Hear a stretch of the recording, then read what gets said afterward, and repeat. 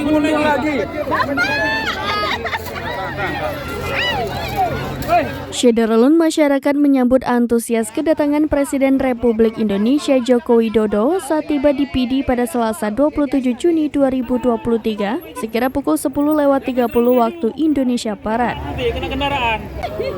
Mobil mewah Mercedes-Benz yang membawa Presiden Jokowi setelah turun dari helikopter di lapangan Persimura Bernun PD dikawal ketat.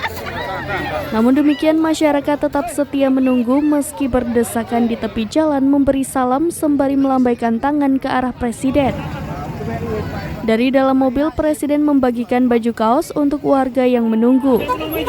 Secara acak dilempar dari dalam mobil sehingga membuat masyarakat saling berebutan bersorak senang.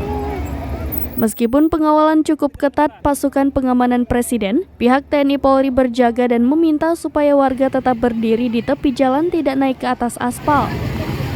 Tapi masyarakat tetap setia berdiri sambil mengabadikan momen kedatangan Presiden dengan menggunakan handphone. Presiden Republik Indonesia Joko Widodo akan melakukan kunjungan kerja bersama sejumlah menteri ke PD pada Selasa 27 Juni 2023.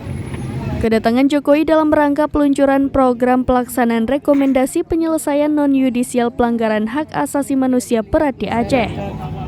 Seperti diketahui, beberapa waktu lalu Presiden mengumumkan penyelesaian non-yudisial terhadap 12 kasus pelanggaran HAM berat di Indonesia. Dari 12 kasus tersebut, 3 diantaranya fokusnya berada di Aceh, yaitu Rumoh Gedong di PD, Simpang KKA di Aceh Utara, dan Jambo Kepok di Aceh Selatan. Dari PD, Nurni Hayati, serambinews.com.